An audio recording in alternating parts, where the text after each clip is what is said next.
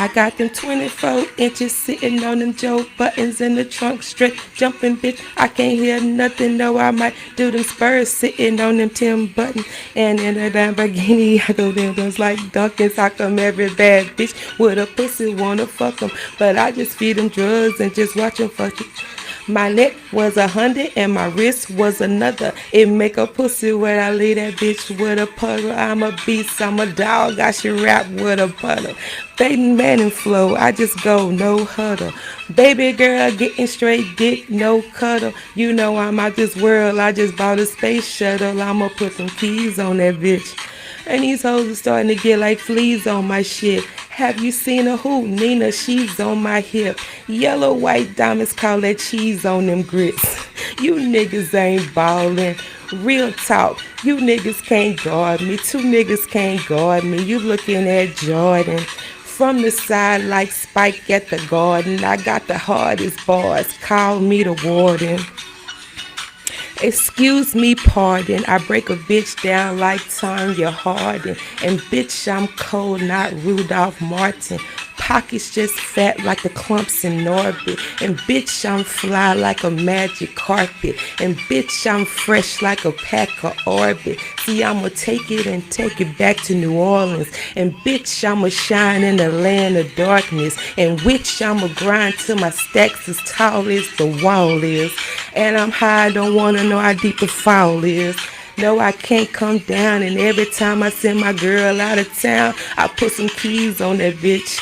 I'm a certified gangster. Haters make me nauseous, the money make me anxious. Listen how my words are poetic like dreads down my back like I come straight from Kingston. But I come from Hollygrove, 17 danger zone. So many C notes I can sing a song. T-top coupe looking like a thong. Your girl love my dick, she treats it like a bone. I don't want to be right if getting high is wrong. My eyes so low, I look like I'm from her. Boy, I got more green than the Bishop Don Juan. I'm not a rookie, I'm a pro. Methadone fiend and the oil oh, and the collard greens. I am a vegetarian, see I only eat beets, wear a lot of carrots, and I smoke the best green. Beef in my grocery bag, some swishes and a whole lot of cans of whip ass. Yeah. Shout out to Lil Wayne, the greatest rapper alive. Shout out to everybody tuned in and rocking with me, y'all. This is Miss Mecca's Take. Part 2, because I'm so grateful. I'm so grateful to be here. Thank you so much, Montana, for this opportunity, y'all. Thank you so much for everybody in my family, all my friends, everybody, to God Almighty, who just talked to me about how I need to make sure that I just get back on the saddle, because it's absolutely me that don't know what the hell I want or what I'm supposed to be doing. I just feel like I'm supposed to be doing something. So I'm grateful for this platform, this beautiful setup, being able to see my favorite city in the background. Big, big shouts out to Dallas, Texas. We've been snowed in and, oh my God, iced in. But God is an awesome wonder, because I got an opportunity to spend the last 4 days in a suite, working doubles at work, baby, understanding and realizing I think I'm more like Lil Wayne than I thought, because if I tell you, the people that I ended up, hey, let's walk to the store with or whatever on these little walks to the store, I'm finding out all kind of shit going on in this place that I did not know was going on. So I am really like Ray Charles to the bullshit, because I have my headphones on and I'm taking advantage of the opportunity to sit down for a minute. And it's some stuff going on. Like I was there last year when we had a snow in, and I did not even know that it was a whole orgy or something going on. I did not know these things were going on all around. So anyway, I had an interesting experience, and I also want to share the details of this as well, because I walked to 7-Eleven with one of my coworkers, and me and him, he crazy as hell, because we walked to the store and he was just talking to me about all this kind of stuff. And there was this guy that's one of the chefs, and he has said that, I was trying to push up on him, like I liked him or something like that. And he was like, and it really didn't make any sense because, she's older than me and I just, had to fight her off. And I'm thinking to myself, and so he was like, I'm just telling you. I said, well, that is absolutely not true. I said, I gave him a ride home, but I didn't gave a lot of people a ride home. I said, I'm the type of person, if I feel like I'm going your way, why would I call myself speaking to you and not give you a ride? So anyway, I gave him a ride a couple of times. And when he lied about his age at first, but when I found out that he was like younger than my daughter, I definitely, first of all, I don't want to put anybody down. Or try to make it seem like I'm talking about nobody because I feel like everybody is beautiful in their own way.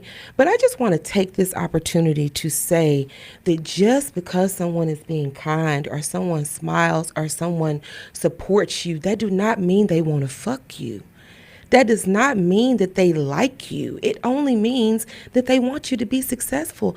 What happened to accepting the fact that possibly people just want to be nice? People just want to be kind. Like, that's absolutely all it is when I'm interacting with somebody. So I gave him a ride home a couple of times because the hotel that I work at is one of the premier hotels in Dallas, and it's very expensive. I think Uber and Lyft and all of that stuff is very expensive coming from there because I think that these ride share apps feel like if you stay in here, you must got some money. So we going to charge you. Or you from out of town and you expect to pay more. So I would always encourage some people. I don't really take Uber and Lyft when I am, you know, out of town. I usually like to be in a car. But if you do happen to be in a central business district or you're staying in a nice hotel, just walk across the street or walk up the street if you want to. Some people be like, I don't care. And you are absolutely the people they're looking for. But for me, if I can save $20, I'd rather spend that on something else. Or I'd rather tip the driver $20 because if I got to pay $50, then you're probably not going to get no $20 tip. Okay. But anyway, I just would think that that's something that people could note. What was I talking about that for? I was saying, yeah, he thought I was trying to get at him. So anyway, when I got back to work, I got back down for my second shift. As soon as I walked into the area, right before I walked into my office, you can see the kitchen directly up the hallway. And the guy was standing next to the guy that had told me that he said all this stuff. And the guy waved at me and smiled, the guy who done lied. So I'm like, hell no. Because I feel like you're trying to validate that shit you said with a wave and smile. I probably watched too much TV. But anyway, the next thing you know, I went on down there to the kitchen. And I just said, come here, let me talk to you right quick. And he came and walked towards me. He was like, what's up? I was like, I just want to make sure that you're clear on the fact that I never was interested in you in any kind of way. I just want to make sure you are aware of that. And he was like, what are you talking about? And I was like, well, you seem to have felt like I was trying to push up on you and you felt like that. So, I was older than you and it didn't make any sense when you kind of came towards me and I never initiated anything with you. I said, I'm just a nice person. And I know that that's rare, but I'm just a nice person. I don't have no desire to do nothing else. So then he was like, you're embarrassing me right now. And I was like, how am I embarrassing you? I said, I don't even know these people, but I know him. Some Mexican man that was behind him. I was like, well, somebody need to hear it because I don't know who you've told, but the people that told me haven't even been working here from back when I first started when you said all this stuff. So just stop it. And I wanted to make sure you were clear about that. And so anyway, the other guy that was in the kitchen that had told me about it, he was standing in earshot and he was just standing back smiling. And so then anyway, I went back down there and I texted him and I said, listen, I'm sorry. I don't want you to think I can't hold ice water, but I don't appreciate nobody just lying on me and then smiling. We're not going to do that. I said I had to come down there. He was like, no, I understand. It's all good. He was like, but I don't give a damn if you tell him I said it. I'm ready for whatever. I'm ready for whatever. I said, no, I'm not trying to mix you up in no kind of way. We at work. Just leave it alone. I said, I just didn't want you to think. I said, I didn't mention your name, but I just wanted you to know. So when I went back down there again, he approached me again. He was like, Mecca, you know you hurt my feelings. And I said, well, it's not in my heart ever to hurt anybody's feelings, but I feel like that you should understand. I'm not, well, just tell me who said it. Tell me who said it. I said, it's not important who said anything. I don't even care about that part. I care about the fact of you understanding what it was because possibly it wasn't clear. But I had never had any intentions on anything like that. I feel like that down throughout my life, there have been a lot of people that kind of took things the wrong way. And I'm sorry, not sorry. I'm who I am and I'm not going to change. But I think sometimes it kind of come across a little abrupt when I have to let people know that's not what it is. You know, I'm not trying to get you in the bed. I'm not trying to sneaky link. None of that. I don't want to do any of that. I don't want to be I just don't. I don't want nothing. I mean, if I like something of yours, I just liked it. I don't have no reason, but I do really want you to be successful. And that's why we all are here. We supposed to be all here so that we can support each other, right? And we can all make sure that we take the free opportunity that's been given to us, whatever the hell they might be doing with the rest of the information. But in the emotional stance of it, you have the emotional opportunity to provide someone else with a good feeling by showing them some love and support. Now, I do want to enter a disclaimer as I say all this. Nothing that I just said about me not wanting to sleep with you applies to Lil Wayne. I'm not liking Lil Wayne posts because I'm trying to get him to sleep with me, but I'm not opposed to sleeping with Lil Wayne. I'm not opposed to that. So I just want to make sure that that's clear. Anyway, what's going on in the world? The Super Bowl is coming up. And as I predicted, I told a lot of people that I felt like the New England Patriots were going to the Super Bowl. I actually seen a little premonition because the day of the game, I was behind this truck and I saw this truck that said, gosh, it says something about Kraft, but it wasn't Kraft Foods. It was like Kraft Productions or something like that. And my mind connected to Robert Kraft, and I visualized when he was up and he had Cardi B standing next to him in the box that time when she was at the game. And I said, the Patriots are going to the Super Bowl because it's an opportunity to market it. I just have been feeling bittersweet about it because that's the type of shit I like to be wrong about because I really like the game and I don't want to think that all of this shit done turned into a game. Like, some days I kind of feel like that none of this shit is real. And it's kind of a scary thought sometimes because even when I was talking to my coworker, maybe I shouldn't say this, but it's the truth. Like, it was something in the way that he turned his head when we was standing outside. And I was like, okay, don't never be nowhere. Not that he would try to do nothing like he just looked like the type of person that would KIL someone for no good reason. And I think that everybody has a killer instinct, as we should. I mean, if you say you can't kill KILL, I don't trust you because you should be able to. But I mean, it's a different kind of people out here that do it or can do it for no reason. And in that moment, maybe I was tripping. You know, I was shell shocked for a few minutes. I had been inside for 48 hours and hadn't been outside. But I just know when I looked up his face and the light hit him, it looked like, you know. And if you happen to see this, what did Martin say on Nothing to Lose? Please don't KIL me, Freaky Jason. Please don't KIL. Please. I'm not trying to trigger you. I'm just being honest. Like, that's just something that I recall about the conversation. But the shit was weird. I knew it was time for me to go when thankfully they provide a very lavish buffet for us. I gotta say, I was really impressed with the layout that they had for breakfast, lunch, and dinner. Shout out to them for having the cafe open from 7 a.m. until 10 p.m. so we could go and have some food that was free. It was pretty cool. It kind of felt like being in the army, especially since I was getting up at 5:45 every morning. But I wasn't, you don't sleep the best when you're not at home anyway. So you like, if there's a reason and opportunity for you to get up. But shout out to them for everything working well in my room and me having my own room where my coffee maker worked good, which was very important. It was an awesome experience. I mean, it would have been, if I could have one of those situations, you get in a hotel room. I think hotel rooms, you think you're supposed to be with somebody, your significant other, especially if it's a king bed with a nice view. And so that was the only part. But otherwise, every detail of the experience was good. I kept my end of the deal. So I had to kind of hold out a little bit because they was trying to put me in a room with somebody else. And I was like, nah, you want me to work all the shifts, the day shifts and the night shifts, and share a room? That's not going to happen. So if y'all can give me my own room.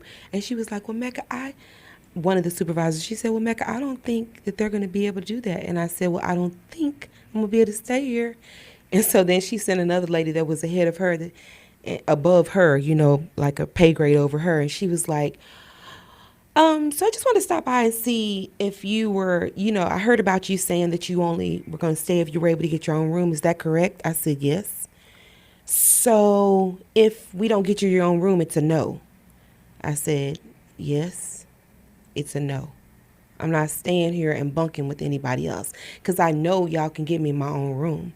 So if you don't think enough of me, but then when they kept their end of the deal, I kept my end of the deal and I worked my ass off, got recognition like last couple of weeks ago, whenever it was my first show. A couple of weeks ago, I was ready to kick these people to the curb. They were ready to kick me to the curb. But, but baby, if I tell you, I don't care what anybody say. And I feel like that God covers a plethora of things when he allows certain things. But all the accolades that I was getting on my phone and recognition being sent to corporate, I believe God would freeze a whole city just so he can make those people who didn't want to appreciate me. Now, there were other elements, of course. He's a big God. He covered 1,000 things at one time. But I feel like a portion of this storm was for me, his daughter.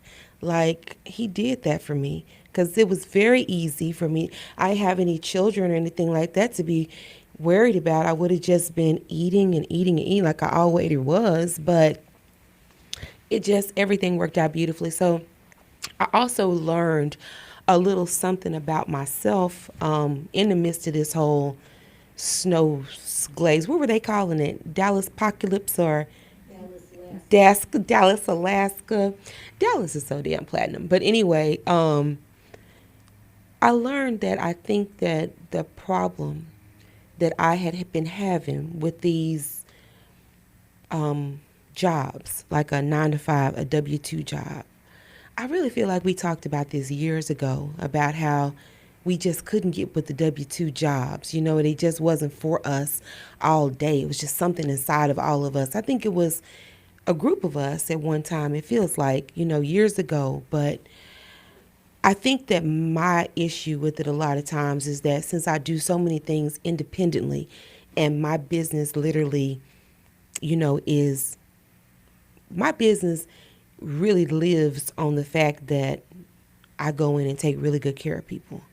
It could very easily fall down because a lot of times, thank God, and I know that he is real and keeping me afloat because people literally have to, since I offer like more of a entertainment service or something like that, not entertainment, but my entertainment with the cakes and pies and the parties, the catering and, stuff like that. And then going in and developing a relationship with people has worked out so well. But the way that I met these people, it's like a luxury situation. It's an optional situation. It's not something that's a necessity. So I'm grateful for that. And I just conduct myself with a spirit of excellence because, like I said, I love being appreciated. I love people being felt like that they had a better experience because I was a part of it. So with that being said, when I get on these like 9 to 5 jobs and I see all kinds of bullshit out of the way, but because in this portion of the world, I'm not the boss. I don't want to be the boss so that I can run shit. I want to be the boss so I can have the power to do the right thing. And so with that being said, I feel like that a lot of times I have to watch stuff that don't make sense because I believe in setting people up for success. Like I don't want to just support somebody. I want to support somebody to a point where they feel it. Where they feel the love and they know that, it's genuine, not just knocking something out. And I had gotten to the point to where I had an encounter where they asked us to stay an extra day, and I hadn't taken another pair of pants. But like I said, God is an awesome wonder because I ended up taking my last pair of pajamas, putting them in the bathtub, washing them with body wash, and hanging them up. And I thought to myself when I left to go to work, I was like, damn, these don't seem like they dried out. Like I rolled them in a towel and everything. And I was like, dang, it don't feel like that they're going to be dry. And it's cold outside. I sure can't get in no wet ass pajamas. But God is so awesome because not only when I made it back to my room that night after my second shift, not only were my pajamas dry, but they was dry and felt fluffy. They didn't feel like rough dried. It was just so cool. So shout out to everybody and for the people that shared conversations with me about stuff that I didn't even know what that was going on. I ended up watching the Broncos and the Patriots game with one of my homeboys. I found out he was a Leo. And it's crazy because I think that at one point in time, like when he first came down there, he was texting me. We ended up passing each other in the hallway and we both had sacks in our hand that we had got food from the restaurant. And he was like, I said, I'm, going to go back to my room because I don't want to, you know, sit in a bar and I can't drink and watch the game. I'm going back to my room. He was like, you got something to drink in your room? I was like, I don't know what's in there. I'm not going to be saying anything. I don't know you like that. But I'm going back to my room where I can watch the game like I want to watch it. And so I did. And I went back to the room. So he texted me, do you want some company watching the game? And I was like, yeah, I do. If you want to come watch the game with me, that'd be cool. And I think he might have had something on his mind when he first came, like, maybe since we was going to be in the room together, that something could happen. But when he got down there and we started talking and we just started talking about life and real shit, he didn't even come at me like that at all. So shout out to my homie, who came and watched the game with me and watched the Broncos and the Steelers. I kind of was split between this, knowing that they were going to more than likely, especially with the score and being so close and it was so damn cold, that even though it do get cold in Denver, I don't know. You know what? And I also feel like that Sean Payton, it's interesting because when I think about people like Sean Payton, Nicki Minaj, people that are like in the industry or in the what do you call them, class A or A list or something like that, like the top creme de la creme, like Sean Payton. Of course, he won the Super Bowl with the New Orleans Saints and he was with the Dallas Cowboys. I believe that Sean Payton was offensive coordinator at one time or worked with Norv Turner or something, but everywhere Sean Payton has ever been, he has always been successful. And I remember back in the day when I used to watch a lot more Sports Center, I remember that they used to have, I forgot the name of the show. I almost said it, but it used to be a show where they were mic'd up, where postseason they would let you hear the conversations that they were having, like in the headsets. You could hear them, whether they cussing or whatever is going on. And so anyway, dang, what was the name of that show? But anyway, I remember hearing Sean Payton once saying that he felt like that when they played the Dallas Cowboys and they lost, when the New Orleans Saints played the Dallas Cowboys and they lost, I will never forget that Sean Payton said he always chews juicy fruit gum before every game. And that particular game, he wasn't able to get juicy fruit, so he was chewing some gum, but it wasn't juicy fruit. And so that's why he felt like, kind of like on some, I guess that's his, everybody had a little lucky shit, I guess. But just hearing him talk and just hearing so many other things. And then when he had something that was going on, it was some part of a scandal. And, he stood up to, what's the commissioner's name? Damn, what's the NFL commissioner's name? Anyway, I remember Sean Payton pulling up in that black Suburban. Roger Goodell, that's his name. He stood up to Roger Goodell and just stood his ground in the midst of the scandal of whatever was going on. I don't remember all the details, but I just developed a liking for Sean Payton, just not only seeing him be a coach, but also because of those personal situations I got an opportunity to see him conduct himself in. And I really wanted it for Denver in the bottom of my heart, knowing that it was going to be New England. So it will be the New England Patriots, and I believe it's the Seattle Seahawks, is it? Yeah, it is the Seattle Seahawks, I believe, because I remember thinking when I found out who was going, um, that it's going to be so much blue out there. And they always, you know, mess with our head like that. Yeah, Seattle won against the Rams. So it's going to be the Seattle Seahawks against the New England Patriots. And they always mess with our head like that by putting two different teams out there that a lot of people might not have been watching if that's not your team, with similar colors. Because there's going to be a lot of blue out there. It's going to be interesting to see how that all rolls out. But back to the Super Bowl, I just really hope that the shit is genuine. Like, I know it's a lot of conspiracy theories out there that the Super Bowl and the NFL or all of the sports organizations are not genuine, but I like to believe that they are. I have had a couple of family members on my mom and my dad's side. I've had two family members to go to the NFL, and I will say, for all of the stuff that they try to say that is this and that, my cousin Jason Smith, he was number 2 overall draft pick in 2009, with Matthew Stafford also from Dallas being number 1 overall draft pick.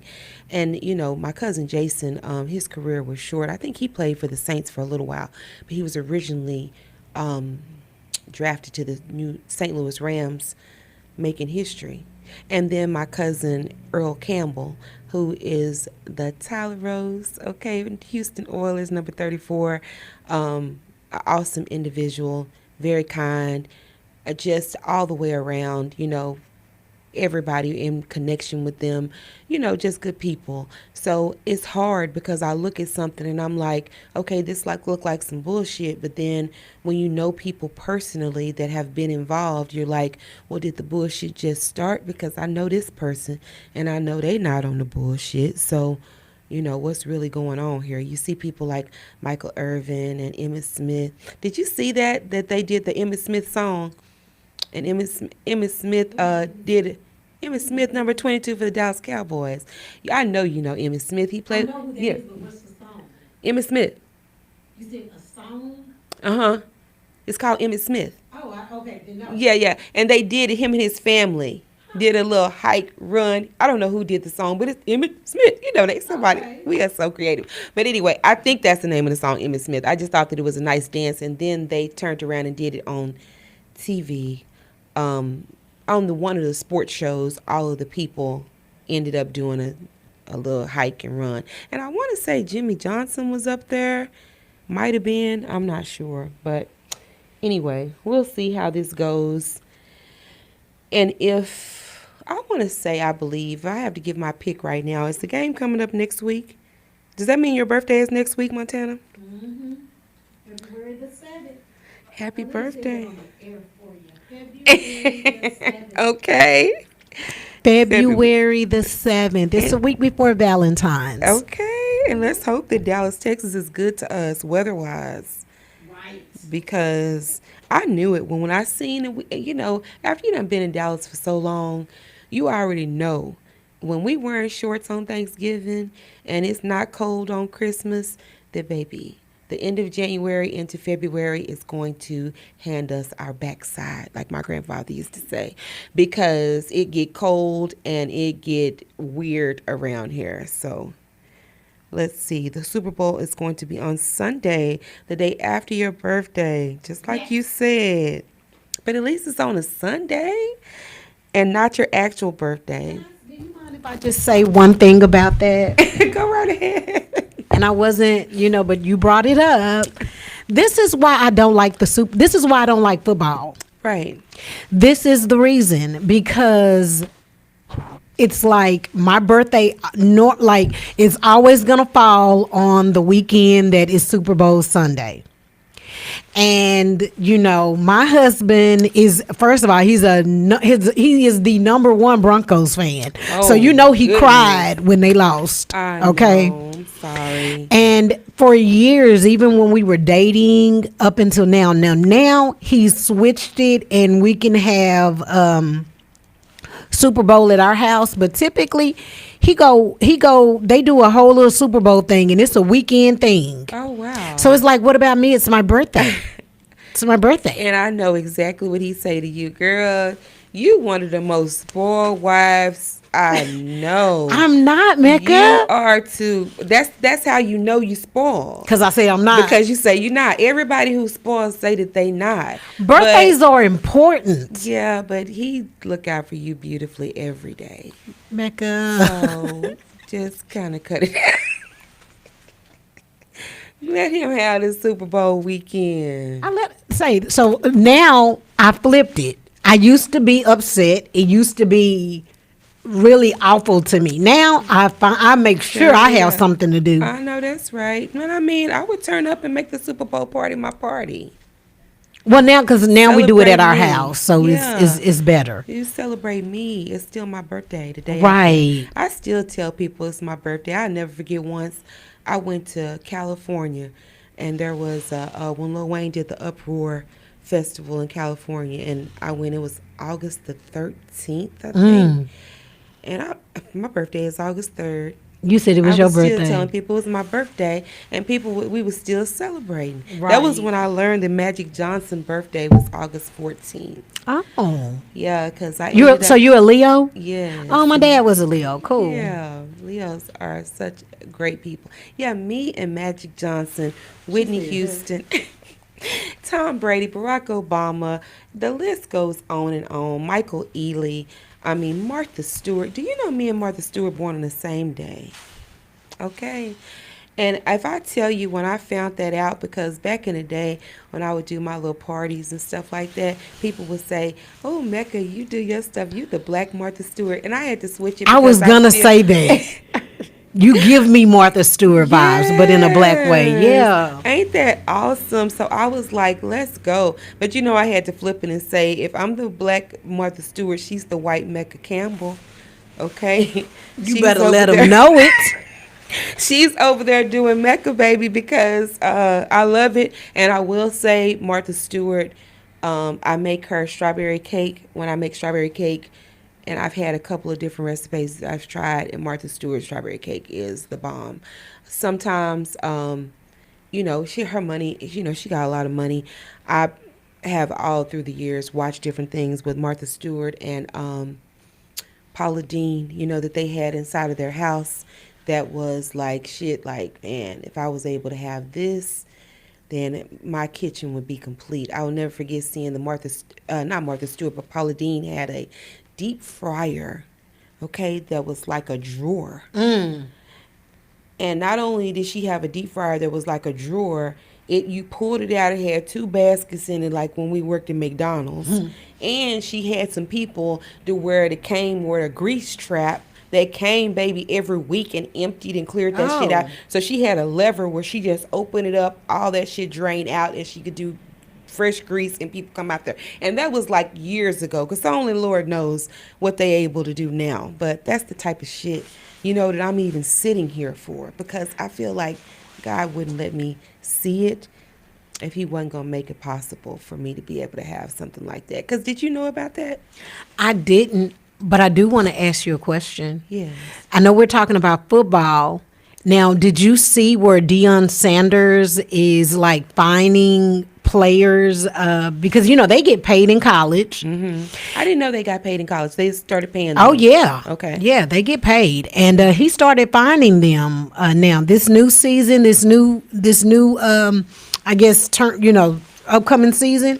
He put out some rules, and he's Okay. charging them. If you Oh, so you late, saying fine? Like Ike fine. Turner, fire Yeah. your ass. Yes. And it ain't $5 pickles and fine. crackers. It ain't $5, baby. Okay, so what is he fining them for? If you're late to practice, if you miss a practice, if you miss a meeting, if you miss like whatever so- they are wherever you supposed to be, you better be there or you're gonna get fined. Okay. And the lowest fine I think was 500. The most was 2,500. Well, I'll say this.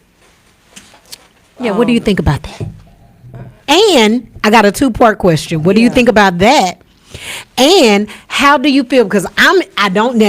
I don't like football, but I am excited Yeah. that Shador gets a spot at the Pro Bowl. Yes. So I've seen that. yeah, what's your take? So interestingly, this is just my take on that. Though it's interesting that you asked those questions as a two-part questions because I feel like they have more to do with each other than we realize. I feel like that if the Girl Scouts can have a certain position, depending on how many cookies you sell, then most definitely when you get to talking like Deion Sanders money and credibility, and Deion Sanders been in it for a minute, and he know how the game go. So I feel like that my prayer is that Deion Sanders will use the wisdom that he has gained throughout the years to make sure that he still manages whatever it is that he feel like he have to do. Because I think that he has a relationship with God. He talk about it all the time on Twitter. I don't necessarily follow Deion Sanders, but he could always show up on my line. I think when you like people's stuff, they keep popping up, And I don't have anything against him. I just see a lot of times where he seems to have a relationship with Christ and also how he will have a response to certain things. So I don't think that he should be overdoing it, but I think that nobody don't know better than him that his arms are not long enough to box with God. So I just hope that his intentions are pure. I think that when you have the more irons you have in the fire, the more you have to lose. And I know that he wants his sons to be successful, and they are talented, but I'm grateful that Shador gets to go to the Pro Bowl, and I think that they said was that the one that I just read that by default he's going to be able Because to be I guess included. a player is going to the Super Bowl. Right. So because that player is yeah. going to the Super Bowl, he's replacing somebody. But I did get the fines. I were able to pull them up, and I was wrong. The minimum is 400, and that is for late to meeting or film session. The most could be 5,000, and that could be for public or social media misconduct. He's got a $500 late to practice, $2,500 no show practice, Okay, well now I see a different perspective. on it. $1,500 if you no show for strength and conditioning. Yeah. Well, now I see a different perspective. Okay. I feel like that Deion Sanders is using this as a tool to put belt to ass where belt Right. wasn't put to ass when it should have been. Yeah. And I think that his experience is showing him that I think that a lot of people don't want to eat these words, but I think that we are being able to see more than we would like to admit where discipline was removed from parenting and limited and governed by the government or the school system or whomever. I think that that has come back to bite a lot of people in the ass. And I think that this has been a tool that Deion has been blessed with, now that you put it that way. I see him as that kind of father figure that would want to make sure that they conduct themselves in a way that they can be set up for success. Right. Because there has to be something. I mean, you got to. And if you bury them all, then you don't have a job. So you got to figure out some kind of way to discipline them Right. without disciplining them. It's so many crazy things out there. So I think that that's awesome. And as far as Shador going to the Pro Bowl, I think that that's awesome too. I think that he's an awesome player, and I think that he deserves to have it. I just want to feel him, and I think I haven't gotten the opportunity to feel him. It's been like so all over the place that I just want him to get somewhere and be there and be his number and be doing his thing. I kind of want to get to that point, and I believe that that time is coming. I think that a lot of times we don't necessarily get an opportunity to see people as they develop, and because of who his father is, we get an opportunity to see to come up. Because like, for instance, like Caleb Williams, who is the quarterback for the Chicago Bears, I didn't really know who he was until, Lil Wayne mentioned him, and they had a back and forth. Then I'm like, okay, that's the quarterback for the Chicago Bears, but I'm not really a Bears fan. If I go to somebody's house and they watching it, or they playing the Cowboys, it still don't mean I'm going to be necessarily vested. When I was a little girl, I do remember Refrigerator Perry. I want to say he played for the Chicago Bears. Okay. When I was a little girl, and so it's a part in front of Refrigerator. It seemed like his name was there, but anyway, that was a time when I was interested in the Chicago Bears. But I'm glad that they didn't go. I'm glad they didn't win. Do you think though that these type of fines and well, obviously we know when you're in the NFL, there are fines with that too, but I do feel like there should be stricter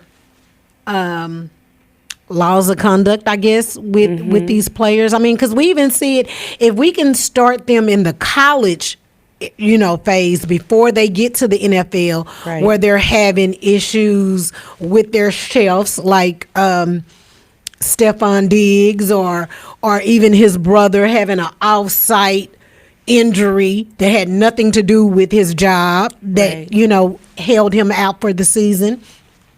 If these things, like if they were like stricter, I think at this level, then maybe that will help them going forward. Right. And you have to have some discipline. Yeah. A lot of people kind of, was against Deion Sanders when he was, I don't know if he did this when he was at Jackson State or when he went out to Denver, but I do know that, to Colorado, but at one point in time, he had Brittany Renner come out there and talk to the guys about, women and how women try to manipulate. And I remember, like I said, my cousin, he was telling me that when they went to the rookie symposium and they go to that like rookie camp and all of that, they actually have people come and talk to them. I'm pretty sure that like if your dad is, in the league, they are already the people to do that. And so I think that that's Deion's way of kind of like, fathering them. I don't know if you recall when Deion had his little league team in Dallas. Mm-hmm. And I remember I took my son because a lot of the kids that were on the team where my son was playing, they ended up going over there to try out. They actually told us about it, that it wasn't like nobody snuck over there. They was telling us that they were doing it. It was called Prime or something like that. But anyway. Prime Academy? Was it Prime Academy? No, it was a football team, a Little League football team. He did the Prime Academy too, but there also was a football team, a Little League team. And I'll never forget, we met them over at, I'm drawing a blank on everything tonight. We met them over at Sprague. Mm-hmm. Ain't that the stadium by Kimball? Yeah. And he was over there with at Sprague, and he was out there. Pilar was out there. The boys, they were young because I want to say my son is probably the same age or maybe a couple of years younger than Shiloh and Shador, because they were both out there and they was all kids. And I'll never forget, he was very kind. and came and talked to people. And even then, even though my son didn't make the team, but he talked to all of them and to the parents, about what type of organization it was going to be, what was going to be required. He was very straightforward. And I just think that he knows that a lot of people, because I think that for all of the people that advocate and say that it's best to have like a two-parent household, I think one of the saddest things that I have seen since I've been alive is witnessing that there's a man here, but he ain't shit. Like, he ain't contributing nothing to make these kids be better people. He's not saying anything to help these boys be better men. So, a person being physically there is a lot different than someone actually, helping them and guiding them to be a man. And so, I feel like that, hey, if you can't hit somebody in the ass, the next best place, or sometimes a better place, is their pocket. Sometimes people that be gotten robbed, they wish you would have just beat their ass, but the money do talk. So with that being said, I'm hoping that that works out well. And I hope that they are also successful, because I also feel like that Deion Sanders is very, very straightforward and about his faith. And a lot of times, there are negative forces, I feel like, that are out here among us that want to make people feel like their faith don't make a difference, that you can have faith and still have everything go wrong. And I think that Deion Sanders does a good job of just showing God's glory in his life, in my opinion. I remember this woman told me once when I was working for the Chamber of Commerce, and I never really liked to wear makeup, so I never know how to make it. So every time I put it on, it seemed like it was like started to cake up. I don't know. Maybe I wasn't wearing the right type of makeup, but I used to just go to work with my hair slicked back all the time. I was a young mom, and it was a lot. Me getting up, getting my baby to daycare, and getting to a 9 to 5 job. I was young. I think I was like 19. And anyway, I never forget, she came up and she told me, and she was just like, you need to put something on your face. I don't care if it's a little lip gloss or something. Your face just sitting here looking dry. She was like, you need to show God's glory in your life, because I wouldn't want to serve your God. You just to put some lotion on. And so I appreciate her for that. But it probably was that same type of thing with Dion, like seeing an opportunity to father these guys and knowing that there are always going to be options, because a lot of times I think people think options are good, but options aren't always good, because when you have too many options, you don't necessarily appreciate like you should the things that you have right in front of you, because you always think that you can move around, you can do this, you can do that, and that's just not always the case. Just because you have the power to do something don't mean you should do it. Sometimes you have the power to do it just so you can exercise the power not to. But a lot of times people, the saying is true: hurt people hurt people. They want to make you feel it, but I think that that's the beautiful part about having faith. That if you have faith, you know that God's seen it, and if God's seen it, then you ain't got to worry about what nobody else feel about it or think about it. It's easier said than done, because even with all the experiences I've had in my life, I was thinking about how, like, even when I was considering like if I should be doing this, I feel like that sometimes I see things, and I don't necessarily mean to be judgmental, but there are sometimes people, and I know they mean well, but I have to sometimes cut it off, knowing that it's going to make people feel bad, but understanding how when things came across my path and it stung me, it made me a better person. It didn't feel good at the time, but it helped me, because you don't know where you're going. You might think but none of the stuff that I wrote in the back of my memory book, with that senior book we had, I didn't do any of that, And so with that being said, I thought I would. I thought it would be something very easy for me to achieve. And I think that that's a lot of times what we shoot for, because I think when we first decide what it is that we want to do or that we're going to do, we kind of think of what we intend to fund with those actions. And I think that's what leads a lot of people. But when God gifts you with something, I believe that you have to do something that's hard to do because when you're different, you spend a lot of your life fighting until you spiritually mature to a point where you know it's not necessary anymore. You spend a lot of time fighting, trying to prove yourself, to people that already knew who you were. That's why they was fighting you in the first place. You didn't see it, and that was the reason why you just like, oh, I need to defend myself here, and I need to prove this, I need to say that. The best thing, and I think that even for the many times in my life that I thought I was ready to move into another level or I was ready to be somebody's wife, I look back on my life and I can be grateful and say, God, I'm glad that you didn't send me out there to make a fool out of myself. When I thought I had it all together and I just didn't, because I was letting this, and the devil was playing the same game on me every time. He was just going and recruiting different people to fill the role. But I was acting out. And when I stopped reacting, then I realized that I took some power away. And that's going to make some people in some negative forces, because now it's just like the tortoise and the hare. When people are used to always playing the same thing on you and always getting the results that they're looking for, they taking a nap, like the hare did. He was like, I can go and rest up under this tree, baby, because this turtle moving so slow. Right. But what they say, when people are sleeping on you, let them sleep. You keep moving.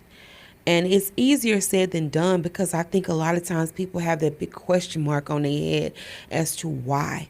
What is it that would make you feel like that I'm supposed to give up on my dreams just because you're not comfortable with it? Or I'm supposed to not want what I want because you don't want me to have it? Like, it's a two sides to that coin. And the first one is that it's a blessing that's nothing new to God.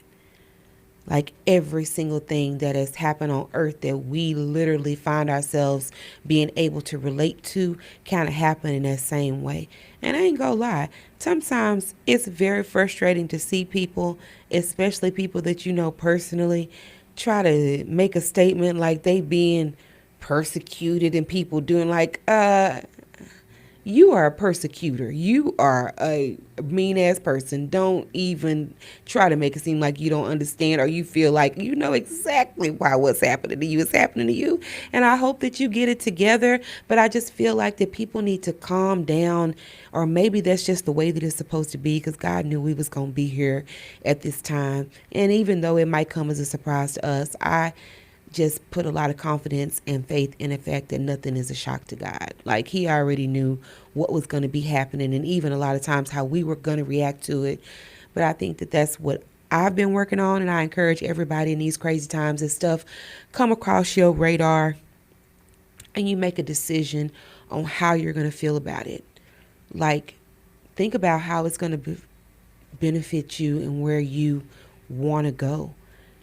And if you can't see that, then don't risk putting your name on a list or getting yourself categorized in a particular group that you may feel so different about this years later. I remember, being right. I was standing in Friendship West. What time is it? 5 minutes. I was standing in Friendship West when Barack Obama was the first quote unquote black president. And I remember shedding tears because I was so happy, and everybody in there just shedding tears. We were all inside of there, and they had everything on every screen, only to get down the line and look back on it and say, having a black president wasn't really, what was I crying about? You know what I'm saying?